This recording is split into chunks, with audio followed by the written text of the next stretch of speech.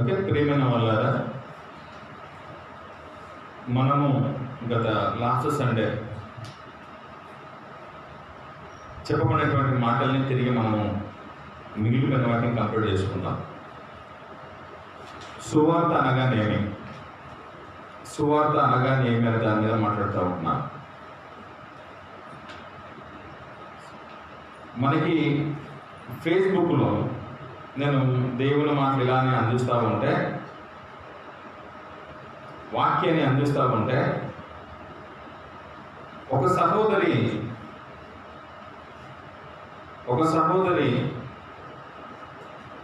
Direct ఫేస్బుక్లోనే మీరు సువార్త చెప్పవచ్చు కదా అని అడిగాను.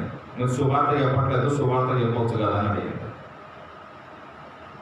అలా మన పరిసర ప్రాంతాలలో, ఈ మహిళాబాద్ పరిసర ప్రాంతాలలో 99% కాపురులందరూ కూడా అసలు ఆయన సువార్తని చెప్పడం అని అంటుంటారు. ఆయన సువార్త చెప్పడండి. అసలు సువార్త అనేదానికి వాళ్ళు ఏమనుకున్నారు అనేది ప్రాముఖ్యం. నేను గత వారం చెప్తూ ఉన్నాను, ఇద్దరు ఈ సంఘానికి వచ్చినటువంటి ఇద్దరు కలుసుకున్నప్పుడు వాడే పదం ఏంటి? ఇద్దరు కలుసుకున్నప్పుడు ఫస్ట్ స్టార్టింగ్ అంటే ప్రైజ్ ది లార్డ్ అని అనుకుంటారు. ఓకే, అర్థం ఏంటి? తెలుగు విశ్వాసం. ప్రార్థన అంతా అయిపోయిన తర్వాత చివరిలో ఏమంటారు అని అంటే ఆమెన్ అంటారు. ప్రార్థనని ఆమెతో ముగించేస్తారు. అప్పుడప్పుడు కొన్ని సంఘాల వారు పాటలు పాడుతూ మధ్య మధ్యలో సంఘంలో ఉన్నటువంటి వారిని జోస్ కోసం హల్లెలూయా అని అనిపిస్తుంటారు. అవును కదా?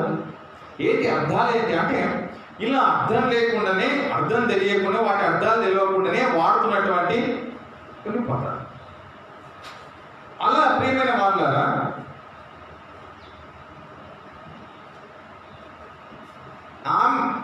సువార్త అనగానేమి అని అంటే, చాలామంది కూడా సువార్త విషయానికి వచ్చేవారికి ఒకే ఒక అభిప్రాయం కలిగి ఉన్నారు. ఏంటిది? యేసు యొక్క మరణ, సమాధి, పునరుత్థానమే సువార్త అని మాట్లాడుతూ ఉన్నారు.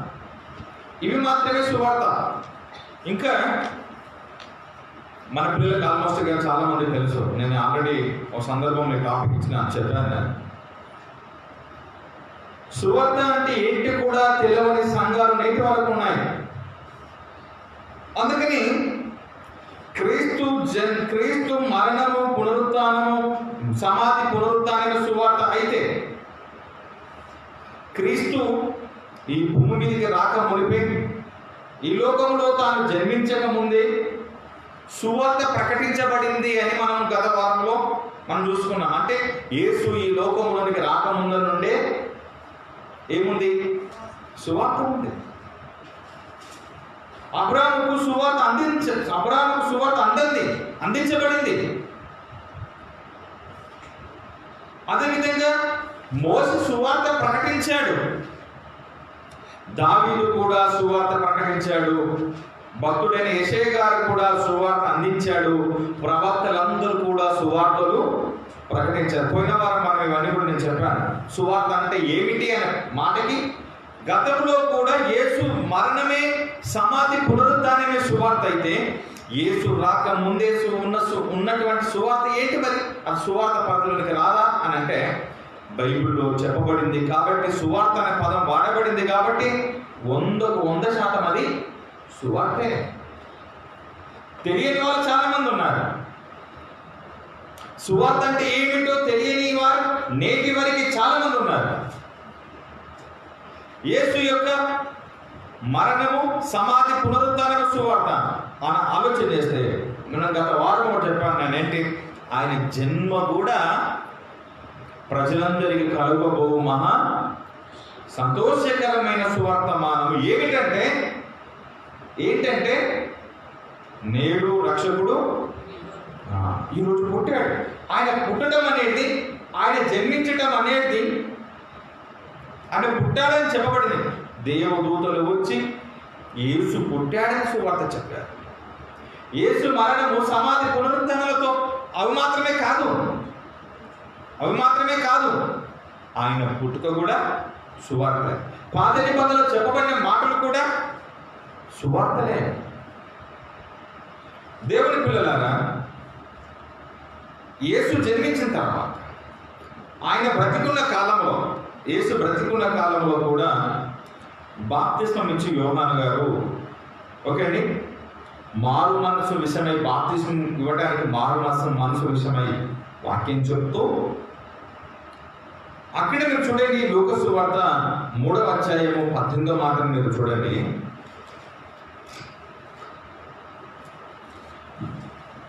బాప్తిస్మం పొందుకోవడానికి వచ్చినటువంటి వారిని ఉద్దేశించి ఆయన మాట్లాడుతూ,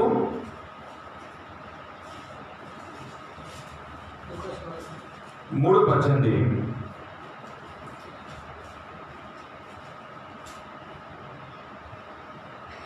ఇదియుగాక అతడి ఇంకను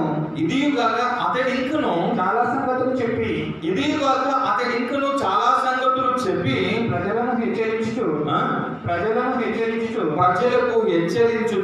వారికి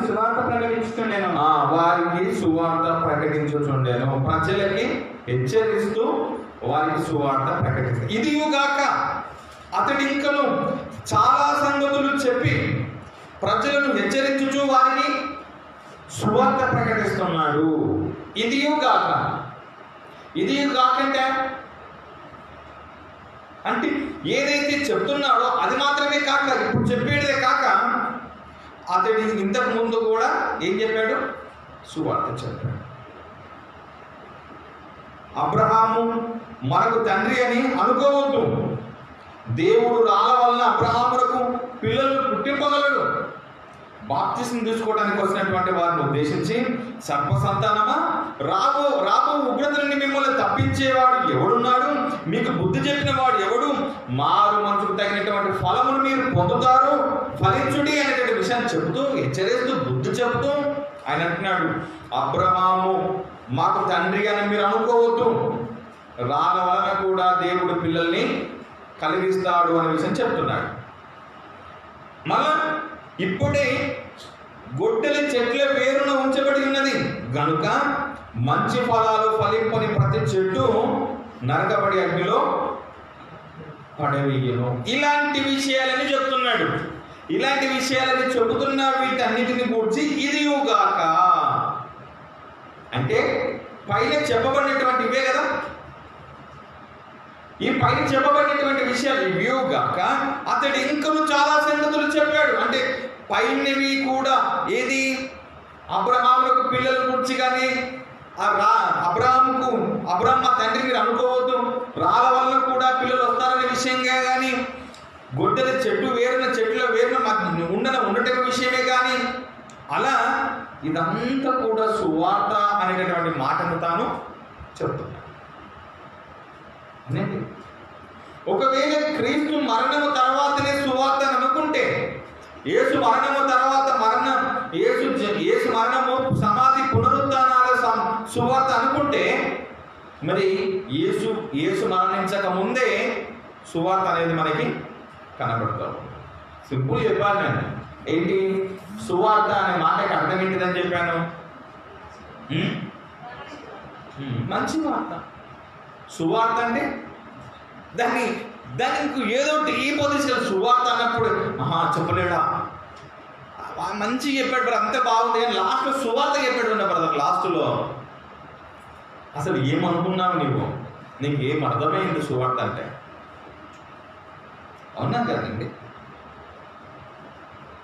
లూకా సువార్త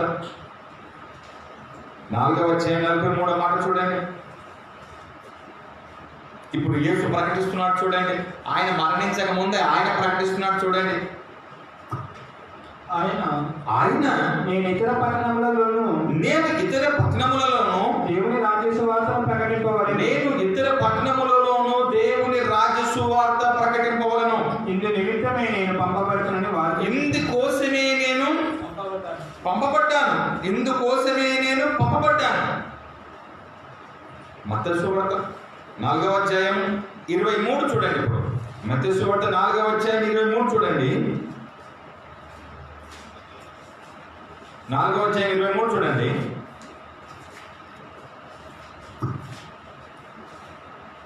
యేసు వారి సమాజ మందిరాలలో బోధించుతూ యేసు వారి సమాజ మందిరాల్లో బోధిస్తూ దేవుని రాజ్యమును గూర్చిన సువార్తను ప్రకటించుచు దేవుని రాజ్యమును గూర్చిన సువార్తను ప్రకటించుచు ప్రజలలోని ప్రజలలో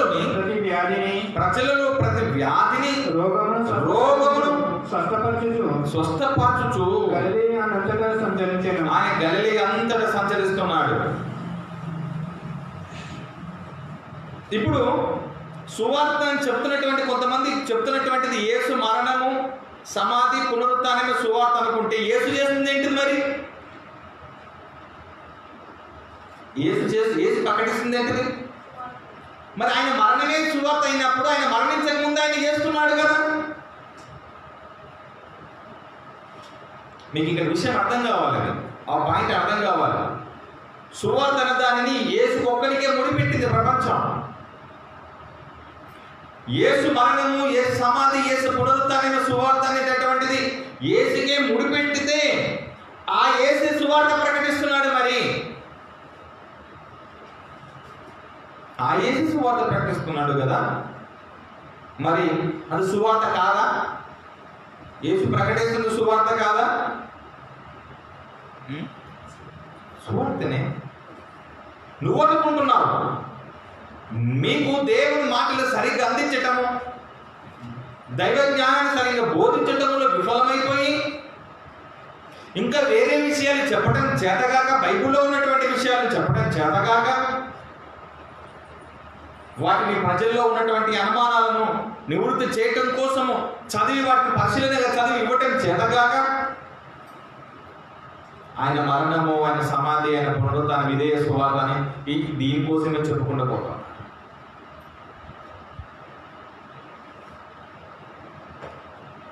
దేవుడి పిల్లలారా, ప్రతి మాట సువార్త అనే విషయం మర్చిపోకూడదు. మనం ఏది మాట్లాడినా బైబిల్లో ఒక వచనము తీసుకొని, బైబిల్లో నుండి ఒక వచనము తీసుకొని ఏ వచనముతో మాట్లాడినా అది ప్రకటించబడుతుందంట సువార్తనే. చూడండి, మత్తయి సువార్త 11వ అధ్యాయం, మత్తయి సువార్త 11వ అధ్యాయం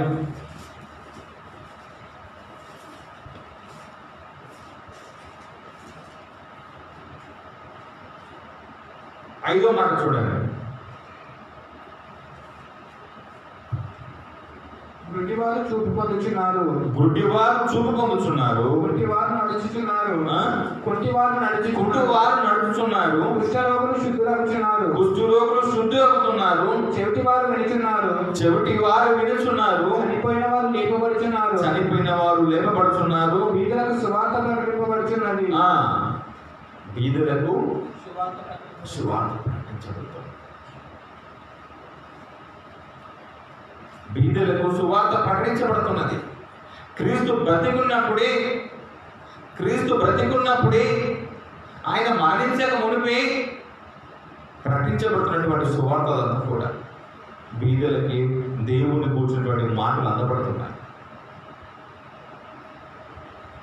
యోహాను చెరపట్టబడిన తర్వాత యేసు కాలం సంపూర్ణమైనది, మారు మనసు పొంది సువార్త నమ్ముడని చెప్పుచు దేవుని సువార్తను ప్రకటించుచు గలిలయకు వచ్చును అనేటటువంటి మాట మార్కు సువార్త 1వ అధ్యాయం 15వ వచనం చూడండి. మీరు మార్కు సువార్త 1వ అధ్యాయం 15వ మాట చూడండి.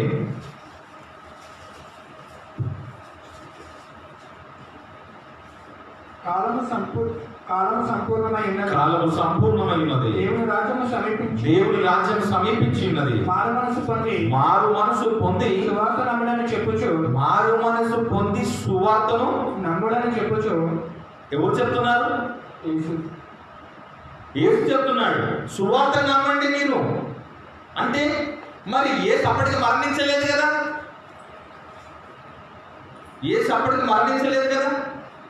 యేసు చెప్తున్నాడు సువార్తను.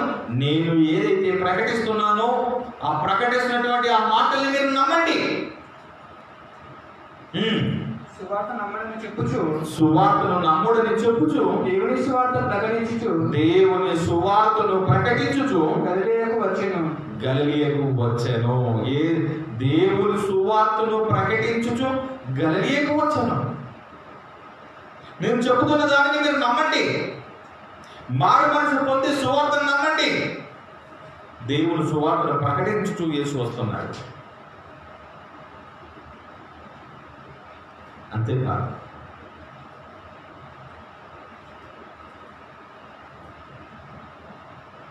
క్రీస్తు మరణించిన తర్వాత కూడా సువార్త ప్రకటించబడింది.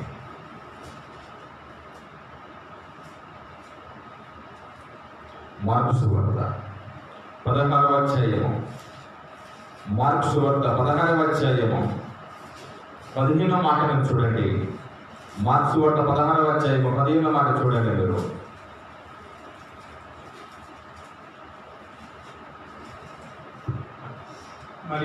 మరియు మీరు సర్వలోకమునకు వెళ్ళి మీరు సర్వలోకానికి వెళ్ళి సర్వ సృష్టికి సువార్తను ప్రకటించండి. సర్వ సృష్టికి మీరేం చేయాలి? సువార్తను ప్రకటించండి. సువార్త చేయాలి. యేసు మరణము తర్వాత 11 మంది శిష్యులకు యేసు చెబుతున్నటువంటి విషయాలు, మీరు సర్వలోకానికి వెళ్ళి సర్వ సృష్టికి సువార్త ప్రకటించేయండి. యేసు తాను బ్రతుకున్నప్పుడు చేసినటువంటి సువార్త, యేసు భూమి మీదకి రాకముందు పాత నిబంధనలు చెప్పబడిన సువార్త, ఇప్పుడు యేసు మరణము తర్వాత కూడా యేసే చెప్పమంటున్న సువార్త. అవునా కదండి? అంటే సువార్త అంటే ఏంటిదో మనకి ఇప్పుడు అర్థమవుతుంది.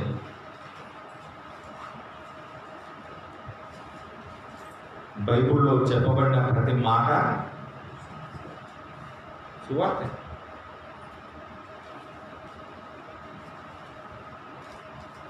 ఇప్పుడు ఇన్ని రకాలుగా మీరు మనం పోయిన గత లాస్ట్ వీక్న మనము విన్నాం. గడ్డి కోసం కూడా చెప్పబడింది, అందం కోసం చెప్పబడింది. గడ్డి కోసం చెప్పిన, అందం కోసం చెప్పినటువంటి విషయాలు కూడా ఏ పరిధిలోనికి వచ్చాయంటే సువార్త పరిధిలోనికి వచ్చాయి. అలా బైబిల్లో చెప్పబడుతున్నటువంటి ప్రతి మాట, ఇందాక మనము ఒక విషయం చదివాం మనం. ఏంటిది? సర్వ సంతానమా మీరు మారు మనసు పొందండి. ఓకే, మీరు అబ్రాహ్మ తండ్రి అని మీరు గర్వపడుతున్నారు, కానీ దేవుడు రాళ్ళ వలన కూడా పిల్లల్ని కలగజేస్తాడు అనేది ఆ రకమైన అది చెప్పడం, అది కూడా సువార్త. దాంతోపాటు ఇదిగో చెట్ల వేరున ఏముంది? గొడ్డలు ఉంచబడి ఉంది. మారు మనసు తగినటువంటి మనసు మార్చుకోకపోయి ఉంటే ఇదిగో అవి నరకబడతాయి అని అలా చెప్పడం సువార్త. యేసేమంటున్నాడు? ప్రకటించుచూ వస్తున్నాడు. ఈ దేని గురించి? దేవుని రాజ్యమును గురించి ఆయన ప్రకటిస్తూ వస్తున్నాడు. ఇలా చెప్పబడుతున్నటువంటి మాటలన్నీ కూడా పదాలు వేరు వేరు ఉన్నాయి. మనకు స్పష్టత అయితే అవుతుంది, అర్థమవుతుంది. గడ్డి కోసం, పువ్వు కోసం, మనిషి కోసం, గొడ్డలి కోసం, చెట్టు కోసం, రాళ్ళ కోసం, ఇలా మారు మనసు ఒక మనిషిని మార్చడానికి చెప్పబడుతున్నటువంటి విషయాలన్నీ కూడా సువార్తే. అలా యేసు మరణించిన తర్వాత అపోస్తల కార్యములు ఆయన శిష్యులను వెళ్ళి సువార్త చెప్పమంటున్నాడు. వాళ్ళు వెళ్ళి సర్వలోకానికి సువార్త అందిస్తున్నటువంటి క్రమము దేవుని పిల్లరా తర్వాత కూడా సువార్త ప్రకటించబడింది. యేసు వెళ్ళిపోయిన తర్వాత అపోస్తల కార్యములు 8వ అధ్యాయము 34-35 మాటలు మనం చూడగలిగితే, అపోస్తల కార్యములు అప్పుడు నపుంసకుడు ప్రవక్త ఎవరిని గురించి ఇలాగ చెప్పుచున్నాడు? తన్ను గూర్చియా, వేరొకని గూర్చియా, నన్ను గూర్చియా, వేరొకని గూర్చియా? దయచేసి నాకు తెలుపుమని ఫిలిప్పును అడిగాడు. అందుకు ఫిలిప్పు నోరు తెరిచి ఆ లేఖనము అనుసరించి అతనికి యేసు కోసం ఏం చెప్తున్నాడు? ఇప్పుడు సువార్త ప్రకటించాడు. ఎవరు? ఇప్పుడు ఎవరు సువార్త ప్రకటిస్తున్నారు అక్కడ? ఫిలిప్పు సువార్త ప్రకటిస్తున్నాడు. ఎవరు గూర్చి? యేసు గూర్చి. ఇంతకుముందు చెప్పబట్టే కదా మరి సువార్తలు. పాత నిబంధనలు కానీ, తర్వాత క్రీస్తు రాకముందు కానీ, క్రీస్తు వచ్చిన తర్వాత కానీ మరి సువార్తలు ప్రకటించబట్టే కదా. అవునా కదండి? అలా సువార్తలు ప్రకటించబడుతూ మళ్ళా ఇక్కడ ఒక పదం వాడాడు. ఇప్పుడు ఇక్కడ ఒకటి ఏంటంటే యేసును గూర్చినటువంటి సువార్త అన్నాడు. యేసును గూర్చిన సువార్త, యేసు కోసం చెప్పబడుతున్న సువార్త ఏంటిది? యేసు కోసం అందించబడుతున్న సువార్త ఏంటిది? యేసు కోసం అందబడుతున్న సువార్త ఏంటిది?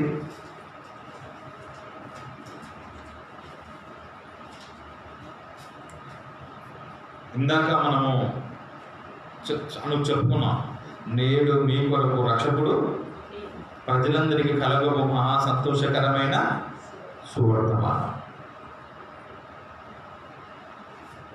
ప్రజలందరికీ కలగబో మహా సంతోషకరమైనటువంటి సువర్తమానం. ఎవరి కోసం చెప్తున్నారు వాళ్ళు? దేవదూత ఎవరి కోసం చెప్తుంది? యేసును గురించి చెప్తుంది. మీరు చూడండి, మొదటి కొరింథీయులకు రాసినటువంటి పత్రిక మనం లాస్ట్ వీక్ చదువుకున్నాం అనుకుంటాను నేను.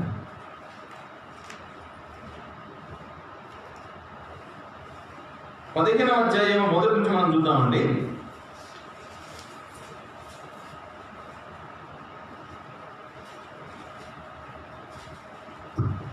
మరియు సహోదరులారా, జాగ్రత్తగా వినండి. 15 అధ్యాయం మొదటి నుంచి మనం చదువుతున్నాము. మరియు సహోదరులారా, నేను మీకు ప్రకటించిన సువార్తను మీకు తెలియపరుచుతున్నాను. సహోదరులారా, నేను ప్రకటించినటువంటి సువార్తను మీకు తెలుపుతున్నాను. మీరు దానిని అంగీకరించారు. దాని అందే నిలిచి ఉన్నారు. మీరు నిలిచి ఉన్నారు. మీ విశ్వాసము వ్యర్థమైతేనే కానీ నేను ఈ ఉపదేశ రూపముగా నేను ఉపదేశ రూపముగా సువార్తను ప్రకటించాను. ఆ ఉపదేశమును మీరు గట్టిగా పట్టుకొని ఉన్న ఎడల, ఆ ఉపదేశమునే మీరు గట్టిగా పట్టుకుంటే ఆ సువార్త వలననే మీరు రక్షణ పొందువారై ఉందురు. ఆ సువార్త వల్లనే మీరు రక్షణ పొందుతారు అన్నాడు. అంటే తాను ఏం చేశాడు? సువార్త ప్రకటించాడు. ఇప్పుడు చెప్తున్నాడు చూడండి. ఇప్పుడు కంటిన్యూ చేయండి, క్రిందికి రండి. నాకు ఇవ్వబడిన ఉపదేశమును, ఇందాక చెప్పబడిన దాన్ని సువార్త అంటూ ఏ విషయమైతే మీకు అందించానో అదని సువార్త అంటూ నాకు ఇవ్వబడిన ఉపదేశమును మొదట మీకు అప్పగించితిని. ఆ ఉపదేశాన్ని, ఆ సువార్త నేను మొదట మీకు అప్పగించితిని. ఆ సువార్తని నేను మీకు మొదట ఇచ్చేశాను. అదేమనగా, అదేమిటో తెలుసా? లేఖనముల ప్రకారము. ఏంటిది? ఇప్పుడు దేని గురించి చెప్తున్నా? మీకు అప్పగించినది ఏంటిది చెప్తున్నాడు. ఏంటిది? లేఖనముల ప్రకారము. మీరు పాయింట్కి అర్థం చేసుకోవాలి. నేను మీకు సువార్త చెప్పాను, నేను మీకు సువార్త ప్రకటించాను, నేను మీకు. ఓకే అండి, మీరు దాంట్లోనే కొనసాగండి మీరు అని చెప్పాడు. చెప్తూ నాకేదైతే చెప్పబడిందో, ఏ సువార్త చెప్పబడిందో అది నేను మీకు ఇచ్చాను. ఓకే, అదేమిటో చెప్తున్నాడు. అదేంటి? ఆ సువార్త ఏంటో చెప్తున్నాడు. ఆ సువార్త ఏంటిది? నేను మీకు అందించిన సువార్త ఏమిటంటే, లేఖనముల ప్రకారం క్రీస్తు మన పాపముల నిమిత్తము, లేఖనముల ప్రకారం క్రీస్తు మన పాపముల నిమిత్తము మృతి పొందెను. ఇప్పుడు చెప్తున్నాడు ఏంటిది? ఎవరు కూర్చున్న సువార్త ఇది? క్రీస్తుని కూర్చున్న సువార్త చెప్తున్నాడు. ఏమంటున్నాడు? లేఖనముల ప్రకారం మన పాపముల నిమిత్తము క్రీస్తు మృతి పొందెను. క్రీస్తు మరణించాడు, సమాధి చేయబడెను, సమాధి చేయబడ్డాడు. లేఖనముల ప్రకారమే 3వ దినమున లేపబడ్డాడు. నేను మీకు అందించిన సువార్త ఇది. అంటే ఇప్పుడు యేసును గురించి ఏం సువార్త చెప్తా ఉన్నాడంటే, యేసును గురించి మరణము, సమాధి, పునరుత్థానము కూడా సువార్తే.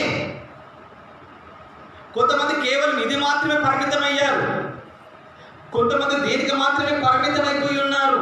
ఇదే సువార్త అని అంటున్నారు, ఇదే సువార్త అంటున్నారు. కానీ మరి యేసు ప్రకటించింది ఏంటి? మరి ప్రవక్తలు ప్రకటించింది ఏంటిది? మరి పాత నిబంధనలు చెప్పబడింది ఏంటిది మరి? అబ్రహాముకు అందింది ఏంటిది? దావీదు ప్రకటించింది ఏంటిది? మోసే చెప్పింది ఏంటిది? ప్రవక్తలు ప్రకటించింది ఏంటిది? యేషయా గారు చెప్పింది ఏంటిది? మరి క్రీస్తు జన్మించిన రోజున దూత ప్రకటించింది ఏంటిది? బాప్తిస్మం యోహాను గారు ప్రకటించింది ఏమిటి? యేసు బాప్తిస్మం తర్వాత తాను బ్రతికి ఉన్నప్పుడు దేవుడు రాజ్యంలో గురించి చెప్పినటువంటి సువార్త ఏమిటి? అంటే కేవలం యేసు మరణము, సమాధి, పునరుత్థానమే సువార్త అయితే అవి సువార్త కాదు అని ఒప్పుకుంటున్నట్టే కదా, కాదు అని అంగీకరిస్తున్నట్టే కదా. అది సువార్త పరిధిలోనికి వస్తలేదనే కదా అర్థం.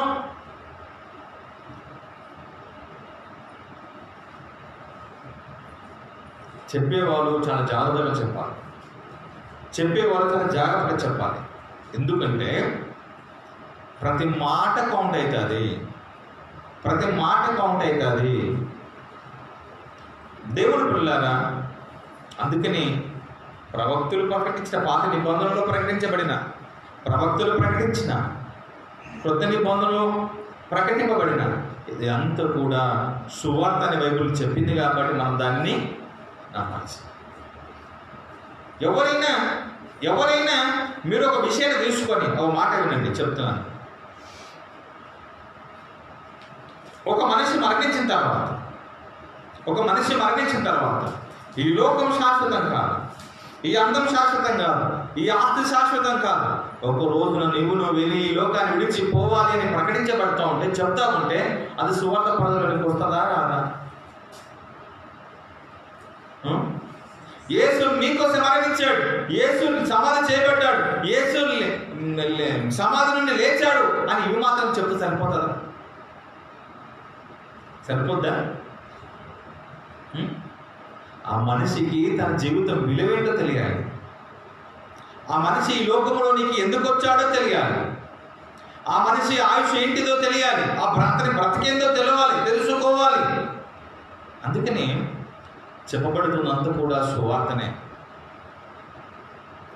వివాహము రోజున ఇద్దరు జతపరచబడుతున్నప్పుడు అమ్మ మీ జీవితంలో మీరు కలిసి ప్రయాణం చేయాల్సి ఉంది. మీరు ఎలా ఉండాలో, మీరు ఎలా బ్రతకాలో, మీ బ్రతుకు ముగింపు వారికి నమ్మకంగా ఎలా కొనసాగాలో అని ప్రకటిస్తున్నారు అనుకోండి, చెబుతున్నారు అనుకో, బోధ చేస్తున్నారు అనుకోండి, అది సువార్త పరిధిలోనికి రాదా? మరి ఎక్కడి మీద సువార్త చెప్పండి అని అంటే ఈ 3 చెప్పి ముగించాలి. ఏంటిది? మీరున్నారు, యేసు మరణించాడని మీకు తెలుసా? సమాధి చేయబడ్డాడని తెలుసా? లేచాడని మీకు తెలుసా? మీరు నమ్మి బాప్తిస్మం తీసుకున్నారు కదా. నేను మళ్ళీ ఆదివారం కూర్చొని ఈ 3 చెప్పాను అనుకో, మీరేమంటారు?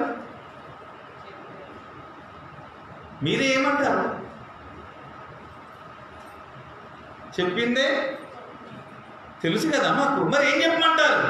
మరి సువార్త కాదంటున్నారు, ఇదే సువార్త, ఇదే చెప్పమంటున్నారు. మరి ఇది చెప్తేనే కొన్ని సంఘాలలో ప్రతి ఆదివారం ఇదే జరుగుతుంది. ఏంటిది?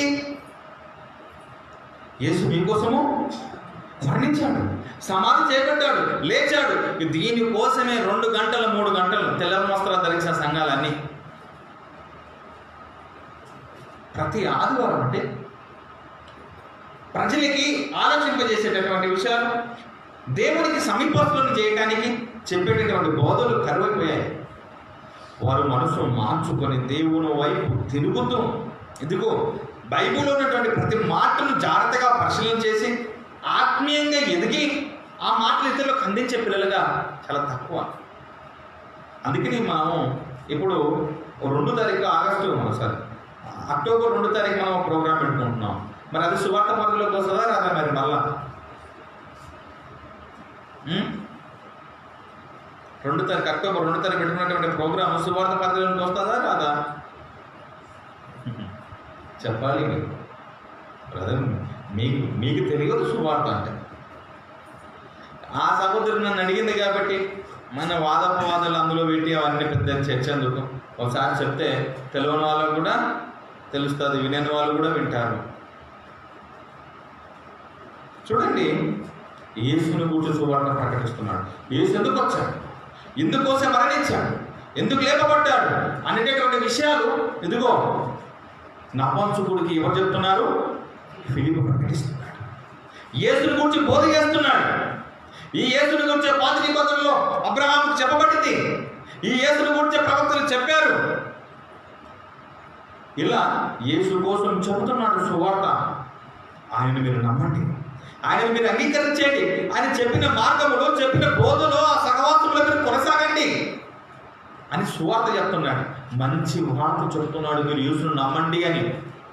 ఆయన పాత నిబంధనలు ఉన్నాడు, ఆయనకు అర్థం కాలేదు. ఎవరి కోసం అండి ఈ మాటలు చెబుతున్నాడు? ప్రవక్త అయినటువంటి యెషయా గారు చెప్తున్నాడు ఎవరి కోసం అండి అని ఆయనకు అర్థం కాల ఆ విషయాలు కదా. అప్పుడు వెళ్ళిపోయి ఫిలిప్పు ప్రతి మాటను జాగ్రత్తగా వివరించి ఇది యేసు కోసం చెప్పబడింది, యేసుని మీరు నమ్మండి అని చెప్తారు. దేవుడి పిల్లారా,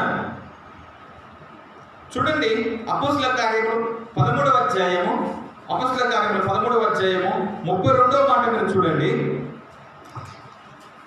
అపోస్తల కార్యములు 13వ అధ్యాయం 32వ మాట. దేవుడు యేసును లేపి పితరులకు చేసిన వాగ్దానము మన పిల్లలకు నెరవేర్చి ఉన్నాడని మేమును మీకు సువార్త ప్రకటించుచున్నాము. మేమును మీకు సువార్త ప్రకటించుచున్నాము. ఇప్పుడు వీళ్ళు దేనికోసం ప్రకటిస్తున్నారు? ఇప్పుడు పౌలు చెప్తున్నటువంటి విషయమే కదా. ఇప్పుడు దేనికోసం ప్రకటిస్తున్నారు? ఈడున్న సువార్త ఏంటిది? ఆడున్న సువార్త ఏంటిది? ఇప్పుడు దేవుడు యేసుని లేపాడు, అర్థమైంది కదా. దేవుడు యేసుని లేపాడు ఒక మాట, మళ్ళీ పితరులకు చేశాడే వాగ్దానం.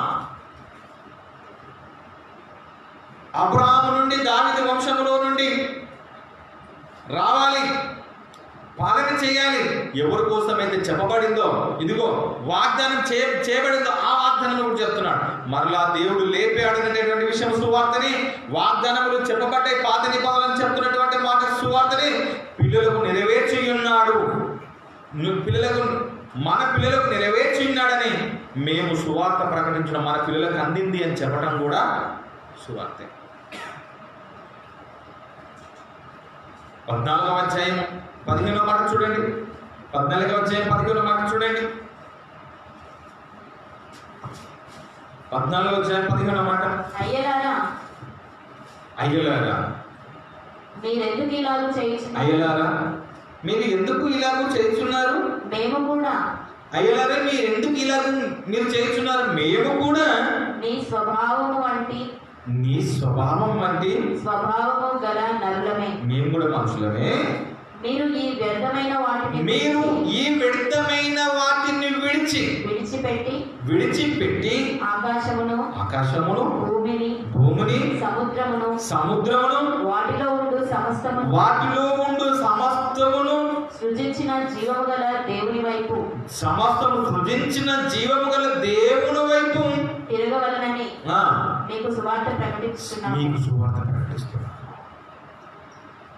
ఇప్పుడు ఈడ ప్రకటిస్తున్న సువార్త ఏంటిది? ఈడ అందించబడుతున్నటువంటి నవనీత సువార్త ఏంటిది? అందించబడుతున్న సువార్త ఏం అందించబడుతుంది ఇక్కడ ఈ వచనంలో? ఆకాశమును సముద్రమును వాటిలో ఉన్న సమస్తమును సృజించిన జీవము గల దేవుని వైపు తిరగాలి అని చెప్తున్నాడు.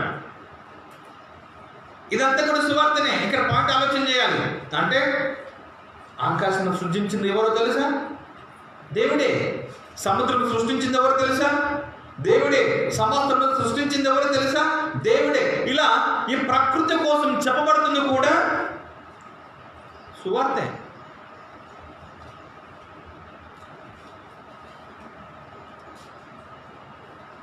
మీరంతా దేవుని వైపు తిరగండి అన్నాడు.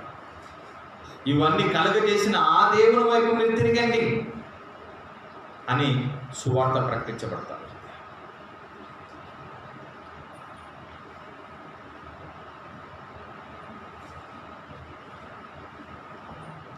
రోమిలికి రాసినటువంటి పత్రిక 10వ అధ్యాయం, రోమిలికి రాసినటువంటి పత్రిక 10వ అధ్యాయం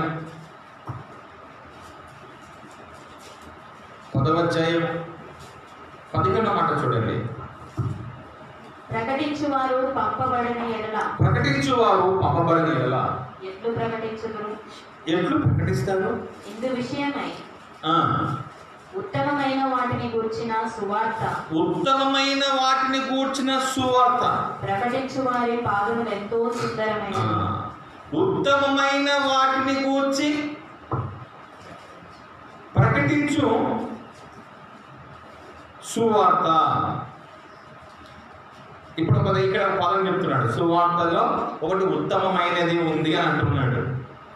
ఉత్తమమైన వాటిని గూర్చి ఏంటిది? అది ఉత్తమమైనది ఏంటిది?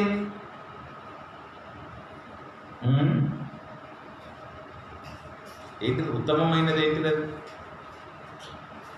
ఇందాక సముద్రము అంటే సముద్రం కోసం చెప్పిండే, అందులోనే సువార్త. ఆకాశం ఉత్తమమైనది అంటే ఏంటిది? అది ఉత్తమం. ఒక చెట్ట, ఒక పక్షుల, జంతువుల ఈ ఉత్తమము ఏంటి? ఆ పదం ఎవరు? దేంటిది అది?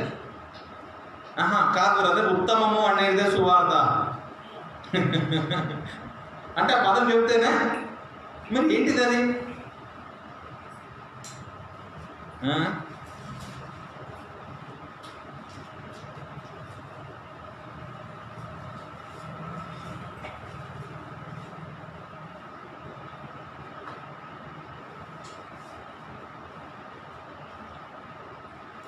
మరియా ఉత్తమమైన దానిని ఎంచుకొనెను. మరియా ఉత్తమమైన దానిని ఎంచుకొని ఏంటిది అది? మళ్ళా ఏంటిది అది? ఉత్తమమైన పదము. ఈ పదము అన్నిటికీ వర్తించేది కార్యక్రమేనండి. ఈ పదము ఒకటి దానికి మాత్రమే వర్తిస్తారు, ఉత్తమమైనది. మరి ఏం చేస్తుంది అసలు? అక్కడ ఏంటి సందర్భం? ఏంటి తెలుసా మీకు? లూకాసు వార్త 10వ అధ్యాయం 42వ మాట చూడండి. లూకాసు వార్త 10వ అధ్యాయం 42వ మాట.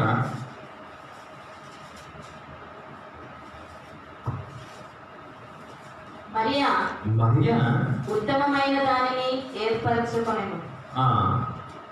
అది ఆ. ఆమె యొద్ద నుండి తీసివేయబడదని ఆమెతో చెప్పాను. ఎవరితో చెప్తున్నాడు? వాళ్ళిద్దరూ ఆ పైన చదవండి సందర్భం. అది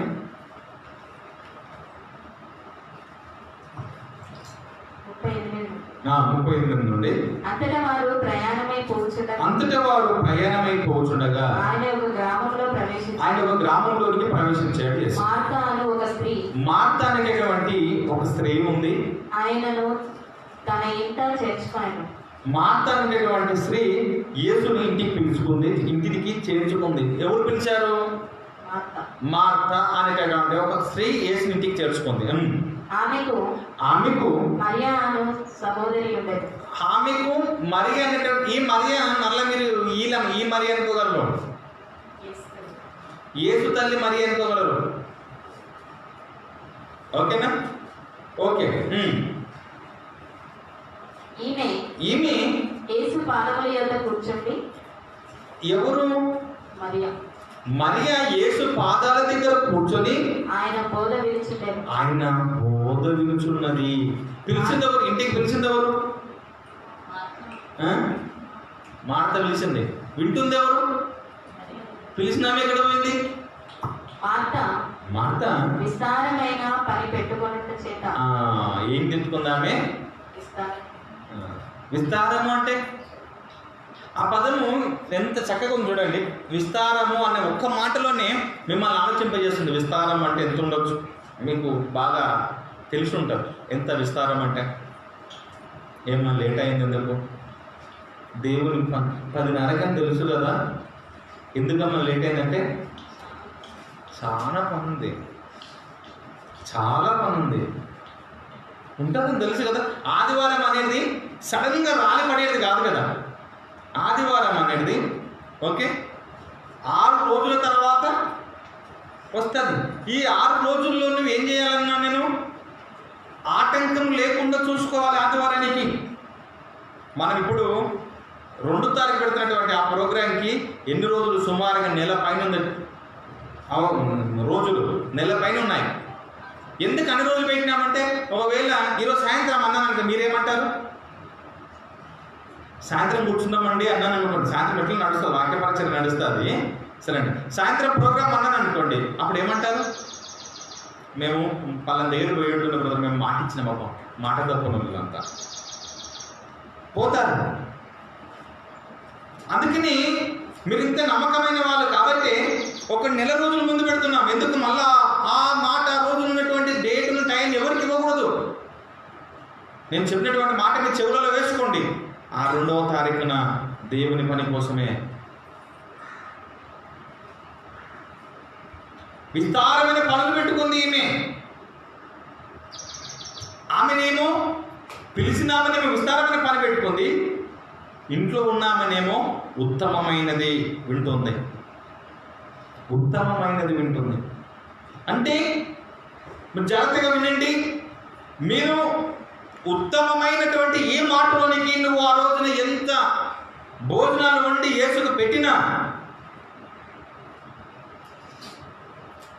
ఎంత ఖర్చు చేసి నువ్వు భోజనం పెట్టినా ఆ భోజనము అనేది ఉత్తమమైన దానిలోనికి రావటం లేదు. కానీ యేసు మాటలు వినటమే, యేసు చెప్పిన బోధ వినటమే, దేవుని కూర్చున్నటువంటి మాటలను జాగ్రత్తగా వినండి. అందుకనే ఉత్తమమైన వాటిని కూర్చి సువార్త ప్రకటించి వారి పాదములెంతో ఏంటివి? పాదాలు. ముఖం సుందరం కాదు, ముఖం సుందరం కాదు. దేవుడు కోరుకుని దేవుడు చెప్తుంది పాదాలు సుందరం కావాలన్నా. పాదాలు సుందరం ఎలా అంటే తెలుసా? ఆ ముఖము సేమ్ దేవదూతలాగా, మేము ఎప్పుడో దేవదూత చూసినట్టు ఆమె దేవదూతలాగా ఉంది తెలుసా. ఎవరు చూస్తారు? ఆత్మలు కనబడతాయా? కనబడతాయి ఆత్మలు ఎక్కడ? ఓ మనిషిని పొగిడే విధానం నేర్చుకుంది ప్రపంచం.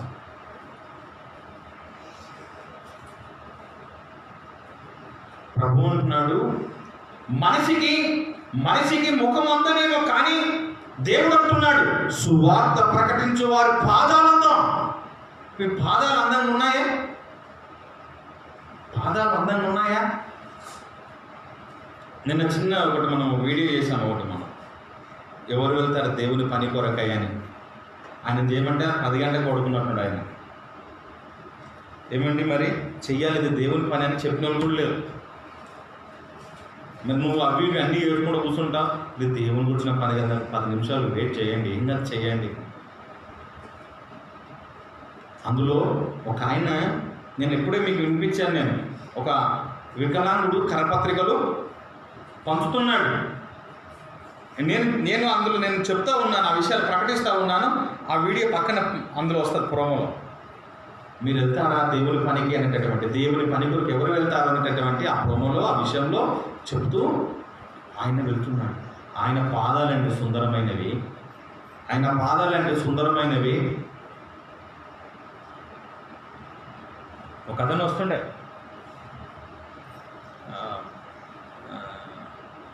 సైమన్ అని ఒక వ్యక్తి వస్తుండే. ఆయన కాలు చేతులు ఏం అవయవాలు సరిగ్గా పనిచేయవు. ఓకే అండి.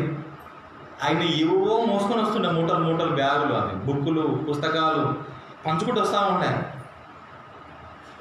ఆయన పాదాలు ఎంతో సుందరమైనవి. చూడటానికి అందరూ ముఖాలు సుందరంగానే ఉన్నాయి. ముఖాలను చూసి పెళ్లి చేసుకుంటున్నారు, పాదాలను సుందరంగా ఉన్నాయా లేవో చూసి వివాహాలు చేసుకుంటారు. అంటే పాదాలు సుందరంగా అంటే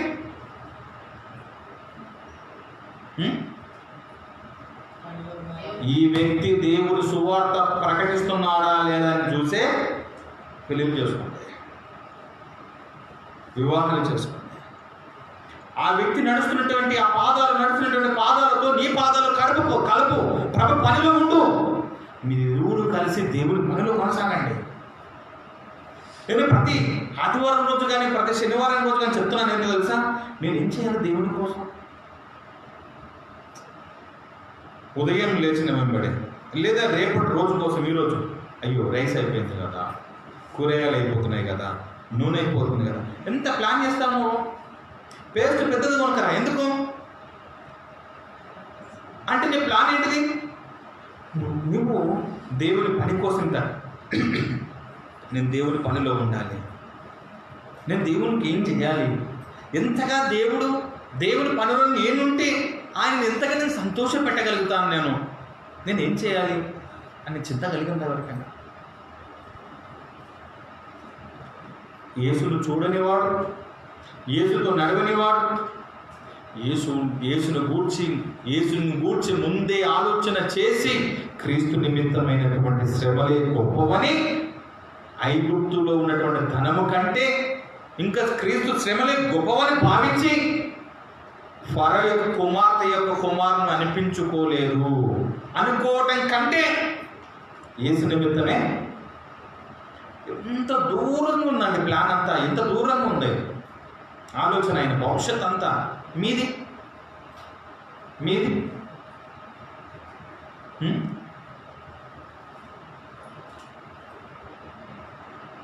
ప్రపంచము మీరు చూడండి, స్పీడ్గా మీరు ఒక జన సమూహము నడుస్తున్నటువంటి దాన్ని స్లోగా పెట్టుకోవచ్చు, స్పీడ్గా పెట్టుకోవచ్చు. స్పీడ్గా పెట్టండి, ఎంత స్పీడ్గా మూమెంట్ అవుతూ ఉంటే అడుగులు ఎక్కడెక్కడ వెళ్ళిపోతుంటాయి జిగ్జాగ్గా, అవునా? పరిస్థితి అలానే ఉంది మానవుల యొక్క పరిస్థితి. ఆత్మీయ స్థితి దేవుడి నుండి తప్పించబడుతుంది. నువ్వు ఎంత ఆలోచన చేస్తున్నావు, ఈ కూర్చున్న మీరే, ఇక్కడ ఉంటున్న మీరే, నువ్వు ఎంత ఆలోచన చేస్తున్నావు దేవుడి కోసం చెప్పు, ఏం చేస్తున్నావు చెప్పు.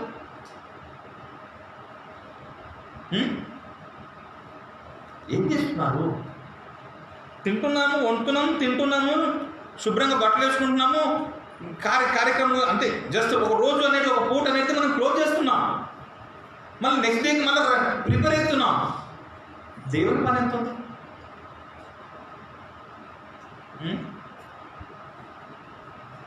ఆలోచన చేస్తున్నాను ఇప్పుడు. అందుకని వారి కడిపే వారి దేవుడు, వారి పనులే వారి దేవుడు. వారు దేవుడి కంటే మిక్కిలి దేని ఇష్టపడ్డారో వారే వారికి దేవుడుగా మార్చుకుంది ప్రపంచం. ఎన్ని సాకులు చెప్తావు తెలుసా? అతసాక్షిగా నీవు దేవుని కోసం అతసాక్షిగా మారాల్సిన నీవు సాకులు చెప్పుకుంటూ కాలం అంతా పూట అంతా అలా గడిపేస్తున్నావు. ఏముంటుంది? ఎంత బ్రతుకుతావు? దేవుడి కోసం ఎలా ఉంటున్నావు? అందుకే నేను బైబిల్లో చక్కని మాట ఉంటాను తెలుసా, వారు వాత వేయబడిన, ఒకసారి వాళ్ళకి అట్లా పడింది అనుకో, ఆ వాత పోతుందా? అట్లనే ఉంటారు వాళ్ళు. ఇంకా మనసును అలా సిద్ధం చేసుకున్నారు, ఇంకా మారాలనుకున్నటువంటి వారు. నన్ను ఒక సహోదరుడు ఒక ప్రశ్న అడిగాడు, అవును బ్రదర్, మరి యేసు మానవుల కోసం వచ్చి మరణించాడు, మరి అదే దేవుడు పాపం చేసినటువంటి ఆ దూతల కోసం కూడా ఆయన మరణిస్తే వారి పాపను క్షమించవచ్చు కదా? అర్థమైందా? దయ్యంగా మారింది ఎవరు? దేవదూతలే కదా. దయ్యంగా మారిన దేవదూతలే కదా. మరి యేసు వారి కోసం మరణించవచ్చు కదా? దయ్యానికి కన్నా క్షమాపణ కూడా బుద్ధి ఉందని చూసారా? పడిన నాట నుండి దేవుడి పని యుద్ధం చేసిన నాట నుండి ఈ రోజు వారికి ఎక్క క్షణానన్నా తండ్రి నేను తప్పు చేశాము, నీ మీద తిరుగుబాటు చేశామని అదే రోజున వెళ్ళి దేవుడిని క్షమాపణ కోరుంటే, మనుషులు భూమి మీద మనం అంతో గొడవ పడినా ఒక రోజున ఏం చేస్తాము? క్షమించుకొని మళ్ళా ప్రేమ సహవాసంలో మనము కొనసాగుతాం. మరి అపవాది ఏ రోజైనా వెళ్ళి క్షమాపణ కోరిందా? మరి దానికోసం మరణించటమే శుద్ధదండగా. అట్లా దేవుని వైపు దేవుని మార్గాలలో లేకుండాటువంటి వారి పరిస్థితి అలానే ఉంది అంటున్నారు. దేవుని పిల్లరా, మీరు ఆలోచన చేయమని కోరుతా ఉన్నారు. ఈమె అనేక పనులు పెట్టుకుంది. ఆమెనేమో ఉత్తమమైన దాని గురించి అప్పుడు వేసేమన్నాడు తెలుసా? చూడండి, అప్పుడు వేసేమన్నాడు, మార్తా మార్తా మార్తా ఏంటిది 2 సార్లు ఎందుకు పిలిచాడు? మార్తా మార్తా నేను 2 సార్లు ఎందుకు పిలిచాడు? ఒక మనిషి ఒక పదాన్ని సింపుల్ ఒకటేసారి పిలవచ్చు కదా, 2 సార్లు ఎందుకు పిలిచాడు? యెరూషలేమా యెరూషలేమా, కోడి తన పిల్లలు దాచుకున్నట్టు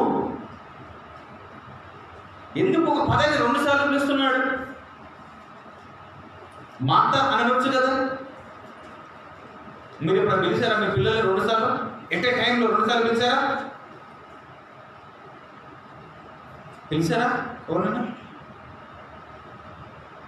ఎందుకు వస్తుంది ఆ పదాలు ఒకటేసారి 2 సార్లు ఎందుకు వస్తుంది ఆ పదం మాటలు? పిలిచావు నన్ను ఇంటిలోకి, పోతున్నావని పిలిచింది ఎవరు? మార్త పిలిచింది. పోయి పనులు పెట్టుకుంది. మార్త మార్త, నువ్వు విస్తారమైన పనులు నువ్వు విన్నావు, నన్ను పిలిచావు. కానీ మరియా ఉత్తమమైన దానిని ఎంచుకుంది. ఏంటిది ఉత్తమమైనది? ఏంటిది? మిగిలినంతా ఉత్తుదే అని అర్థం. ఉత్తమమైనది ఏంటిది? వాక్యం వినటము, విన్నదాన్ని ప్రకటించటం. ఉత్తమమైన వాటిని గురించి సువార్త ప్రకటించు వారి పాదములు ఎంతో ప్రకటించటము, విన్నటువంటి ఉత్తమమైన దానిని ప్రకటించటము. వినాలి, విన్నదాన్ని ప్రకటించాలి. మీరు ప్రకటిస్తున్నారా? మీరు ప్రకటిస్తున్నారా? ఎంతమంది ప్రకటిస్తున్నారు? నేను ఎదురు చూస్తున్నాను. ఏంటో తెలుసా? ఎప్పుడు మీరే చెప్తారా? శుక్రవారం రోజు ప్రోగ్రాం సరిగా చేయట్లేదు కాబట్టి, పిల్లలు సరిగా లేరు కాబట్టి ఆ రోజున ఆగుతుంది. మీరే చెప్తారా? శనివారం మీరే చెప్తారా? ఆదివారం పొద్దున మీరే చెప్తారా? ఆదివారం సాయంత్రం మేము చెప్పొద్దా? నువ్వు కూర్చొని అంటారేమని అనుకుంటున్నా. అబ్బే, పెన్ను పేపర్ పట్టుకొని వచ్చేస్తున్నావు. నువ్వు చెప్పు, మేము రాసుకుంటాం. నువ్వు చెప్పు. అయ్యారు సరే, నువ్వు శుక్రవారం నుండి మీరు చెప్తున్నారు కదా, శుక్రవారం నుండి మీరు చెప్తున్నారు కదా, మరి నాకు కూడా చెప్పాలని ఉంది, మరి నాకు కూడా టైం కేటాయించవచ్చు కదా అని అడుగుతారు అనుకుంటే, నేను ఇప్పుడైతే చెప్పినాను కదా, ఇప్పుడు చెప్పినాను కదా, చూద్దాం. ఇప్పుడు చెప్పాను కదా, చూద్దాం. ఒక స్పెషల్గా మా కోసం ఒక రోజు పెట్టండి, మేము బోధ చేస్తాం, మేము వింటున్నటువంటి విషయాలు ప్రపంచాన్ని మేము కూడా అందిస్తామని ఇప్పుడు చెప్తారేమని ఎదురు చూస్తున్నాను నేను. మాకు ఒక రోజు కేటాయించండి. శుక్రవారమా, శనివారమా, ఆదివారమా, ఆదివారం సాయంకాలం ఏదో ఒకటి మాకు ఇవ్వండి అని అంటారేమో చూస్తాను నేను.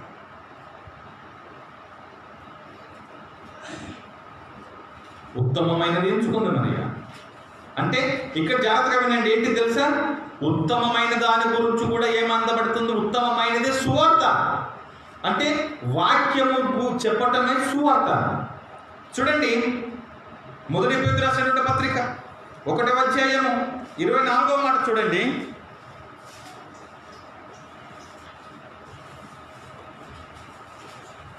మొదటి పేతురు రాసినటువంటి పత్రిక 1వ అధ్యాయం 24వ మాట చూడండి పిల్లలారా.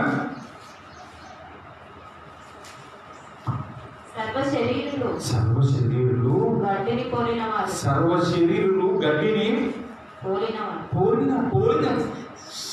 భూమి మీద ఉన్నటువంటి వారందరి శరీరాలు, మనుషులందరూ గడ్డి లాంటి వారు. వారి అందమంతయు వారి అందమంతా గడ్డి పువ్వు వలె ఉన్నది. వారి అందమంతా గడ్డి పువ్వు వలె ఉన్నది. గడ్డి ఎండును, గడ్డి ఎండిపోతాది, దాని పువ్వు రాలిపోతాది. అయితే ప్రభు వాక్యము ఎల్లప్పుడూ నిలుచును. ప్రభు వాక్యము నిలిచేది ఏంటిది? వాక్యము. మీకు ప్రకటింపబడిన సువార్త, మీకు ప్రకటించబడిన సువార్త ఈ వాక్యమే. మీకు ప్రకటించబడిన సువార్త ఏంటిది? వాక్యమే. వాక్యమే సువార్త. ఉత్తమమైనది వింటున్నది సువార్త. ఉత్తమమైన దాని గురించి ప్రకటించువారు పాదములు ఎంతో సుందరమైనది, అది సువార్త. గడ్డి కోసం చెప్పబడింది సువార్త, అందరి కోసం చెప్పబడింది, క్రీస్తు కోసం చెప్పబడింది. ఇదిగో వాక్యం మొత్తము ఏంటో తెలుసా? వాక్యం టోటల్గా వాక్యమే సువార్త. ఆది కాలం మొదలుకొని ప్రకటన గ్రంథం వరకు ఉన్నదంతా సువార్త. వార్త, మంచి వార్త. దేవుని విషయాలు అందించబడుతున్నాయి. ఓ బ్రదర్ నన్ను అడిగాడు ఒక సందర్భంలో, మంచి వార్త సువార్త అంటున్నారు, కానీ లోతు తన పిల్లలతోనే పాపం చేశాడు, అది మంచి వార్త ఎలా అవుతుంది మీ బైబిల్లో? అది ఎలా మంచిదవుతుంది? ఎలా మంచిదవుతుంది? నన్ను ఒక ఆర్ఎస్ఎస్ బ్రదర్ అడిగాడు, నా సన్నిహితులుగా ఉంటారు. చెయ్యమని చెప్పిందా, చేశారని రాశారని అడిగాను. బైబిల్లో చెయ్యమని చెప్పిందా, వాళ్ళు చేశారని రాశారా? తప్ప తప్పండి. ఎన్నో సంఘటనలు జరుగుతున్నాయి. జరుగుతున్న సంఘటనలు టీవీలో వస్తున్నాయి, పేపర్లో వస్తున్నాయి. పేపర్లో టీవీలలో వస్తున్నందుకు చేశారు కాబట్టి వచ్చాయా? ఈరోజు పేపర్లో న్యూస్ పేపర్లో వార్తలు వచ్చినాయండి. ఈరోజు వార్తలు వచ్చాయి న్యూస్ పేపర్లో. వస్తాయని ముందే రాశారా, వచ్చినాయని రాశారా?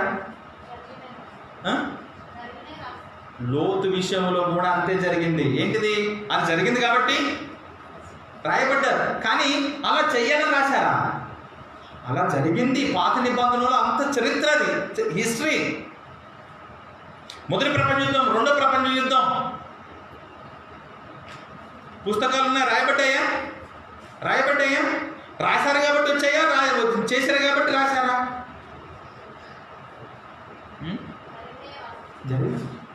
ఆ కాలంలో ఆదమవుడు తోటలో ఉన్నారు, అవునా?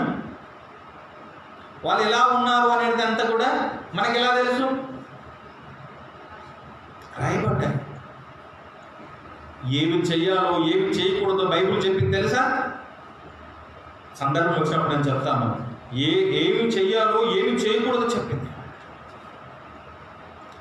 దేవుడు అంత పాపిష్టివాడు కాదు.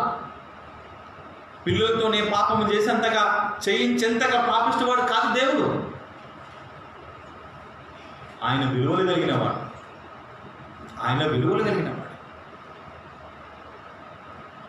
అలా చేశారని మందలించాడు ఆయన. తప్పు అంటాడు ఆయన.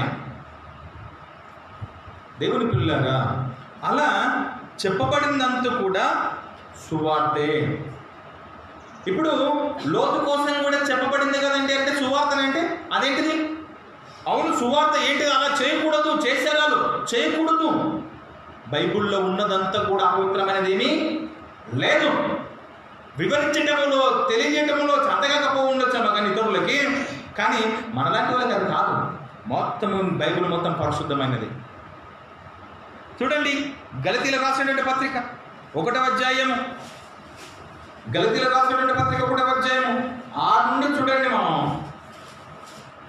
6 నుండి 9 మాటలు చూడండి.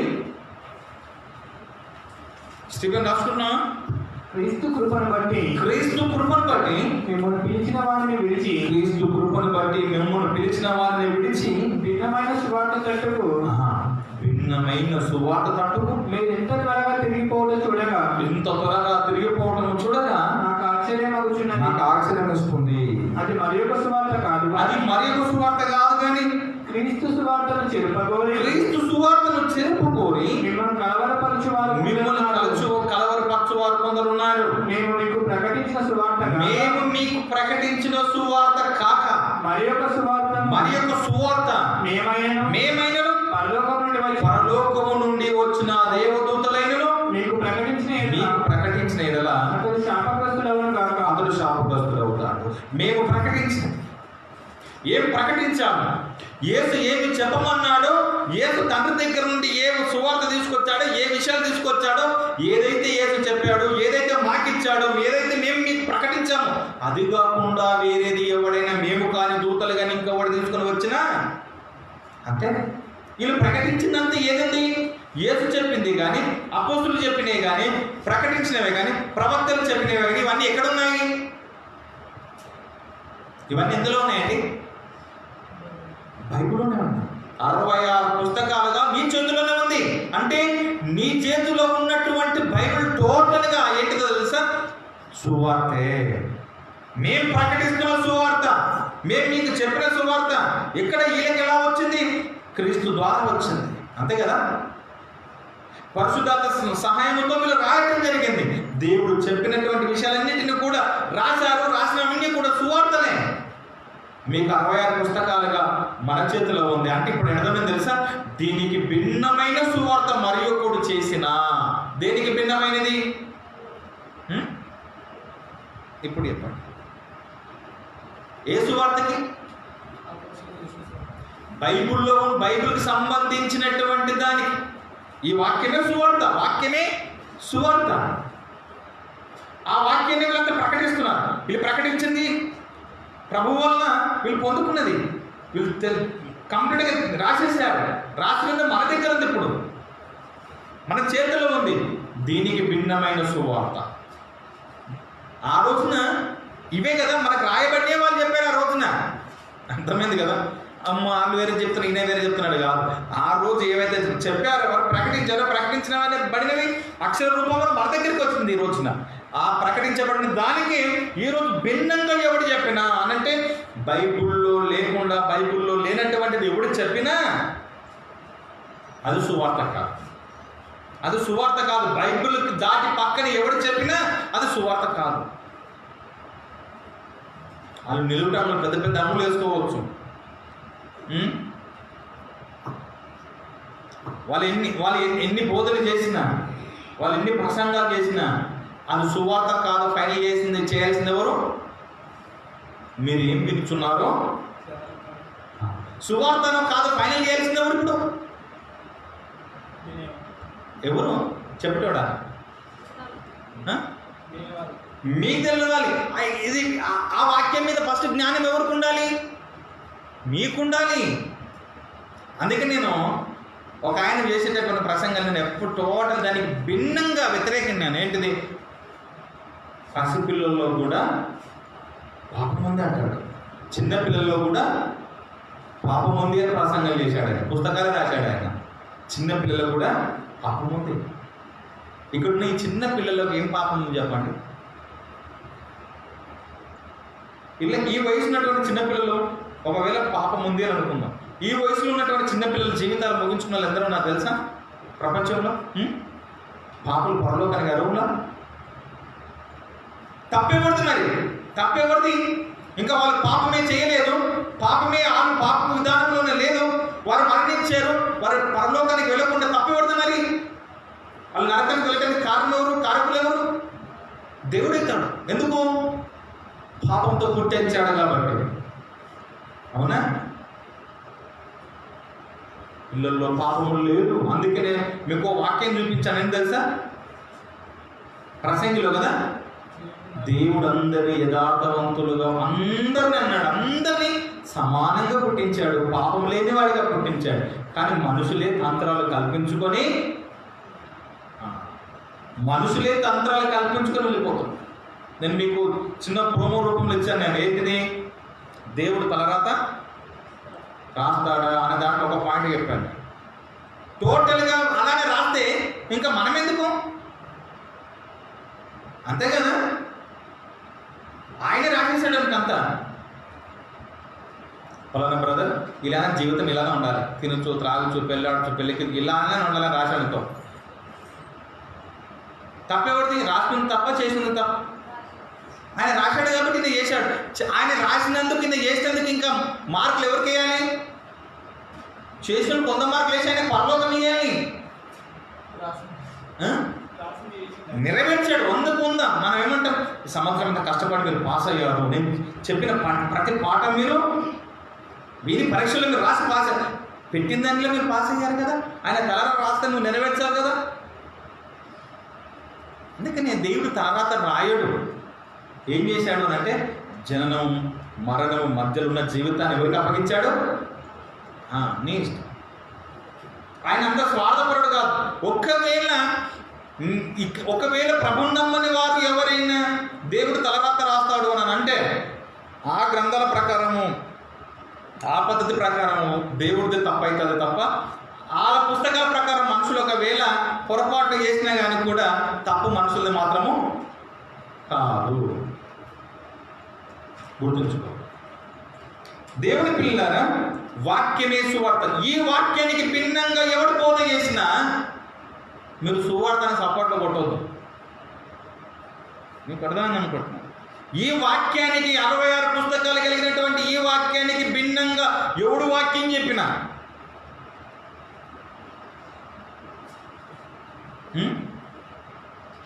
వాక్యమే కదా, బైబిల్కి వెళ్ళి తీసే చెప్పిండు కదా అని అంటే బైబిల్కి వెళ్ళి తీసే శనివారం కూర్చోమంటున్నారు.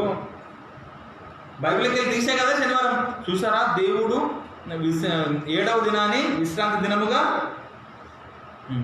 విశ్రాంతి తీసుకున్నాడు. ఇదిగో ఈ విశ్రాంతి అందరూ తీసుకోవాలి, ఈ విశ్రాంతి అందరూ పాటించాలి. శనివారం అందరినీ విశ్రాంతి ఉండమని బైబిల్ నుంచి తీసుకొని బోధ చేస్తున్నారు. నువ్వు ఆలోచన చేయాలి దాని మీద జ్ఞానం నీకు ఉండాలి. అది సువార్తనా కాదా, లేదా వాక్య వ్యతిరేకం అనేది ఎవరు ఫైనల్ చేయాలి? నువ్వు ఫైనల్ చేయాలి. మీరు ఏం వింటున్నారో కొంచెం అంతే. ఇందాక మనం నిన్న పోయిన లాస్ట్ టైం నుంచి ఇప్పటిదాకా మాట్లాడుకుంటున్నాం. ఏంటిది? సువార్త అనగానేమి, సువార్త అనగానేమి అని మాట్లాడుతున్నాం. ఓకే అండి. అసలు ఇవన్నీ మాట్లాడుకుంటున్నటువంటి మనమే చెప్పినటువంటి విషయాలలో ఆది కాండంలో చెప్పబడింది, పాత నిబంధనలు చెప్పబడింది, ప్రవక్తలు చెప్పారు, యేసు ప్రకటించాడు, యోహాను గారు ప్రకటించారు, అపోస్తులు ప్రకటించారు. ఇదంతా చెప్పబడినంతా కూడా సువార్త అనేటటువంటి పదాలు మనము విన్నాము. ఈ వినేదంతా కూడా అసలు ఇది సువార్తనేనా? మనం వినుకున్నదంతా కూడా సువార్తనేనా? సువార్తనేనా మనం విన్నది ఇప్పటిదాకా? ఎలా కన్ఫర్మ్ చేస్తున్నాం? వచనాలు, ఆ వచనం చూడాలి.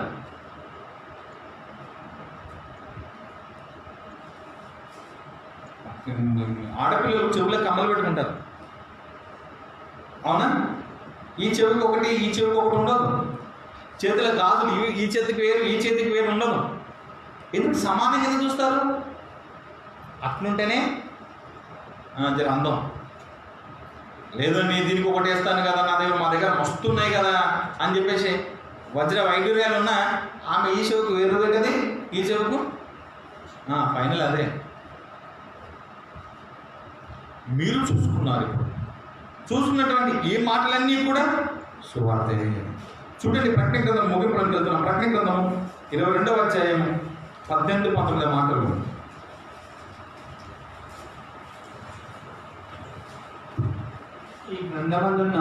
ఈ గ్రంథమందున్న ప్రవచన వాక్యములను విను ప్రతి వానికి వాక్యములు విన్న ప్రతి వానికి నేను సాక్ష్యం ఇచ్చినది ఏమనగా ఎవడైనను వీటితో మరి ఏదైనా కలిపిన ఎడలా ఈ గ్రంథంలో వ్రాయబడినటువంటి తెగుళ్ళు దేవుడు వానికి కలుగజేస్తాడు.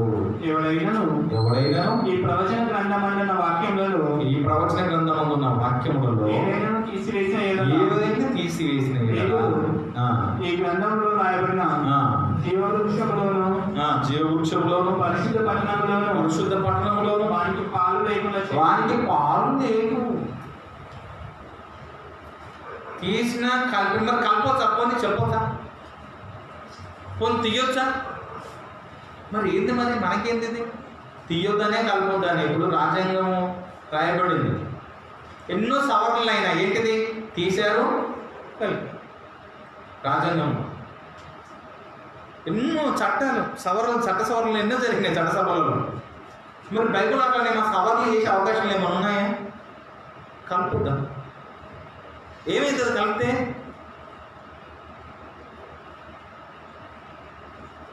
బైబిల్లో ఉన్నది ఏదైతే ఆయన ఇచ్చినాడో అది సువార్త, అదే తీసుకోవాలి. ఒక మార్మన్స్ అనేటటువంటి పుస్తకం ఉంటుంది. కొత్త నిబంధన తర్వాత దేవుడు ఇంకా కొన్ని విషయాలు చెప్పాడు. బైబిల్ అక్కడ ఆ పుస్తకం అందులో ఉంది, నా దగ్గర ఉంది. కొత్త నిబంధన తర్వాత దేవుడు ఇంకొన్ని విషయాలు చెప్పాడు, ఇంకా రాయలేదు. చూసారా, అదే ఈ పుస్తకము అనేది మళ్ళీ కొత్త పరిచయం చేశారు.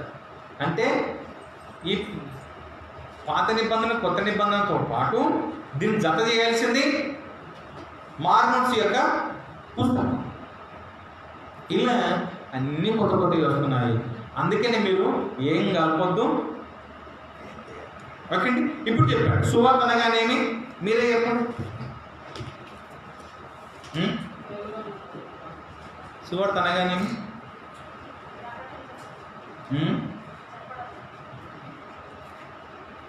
సింపుల్ ఒకటే మాటలో ఏంటి తెలుసా?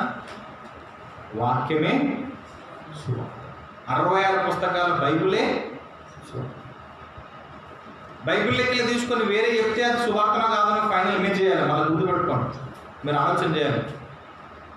ఓకే, దేవుని పిల్లలారా మనం ముగించుకుందాం. ఇంకా వాక్యమే సువార్త కాబట్టి వాక్యానికి మించి వాక్య వ్యతిరేకులు వాక్యాన్ని పక్కదారి పట్టించే బోధులు ఎవరు చేసినా మీరు నమ్మకూడదు. టోటల్గా 66 పుస్తకాలే సువార్త. కలుపుకుందాం ప్రారంభం.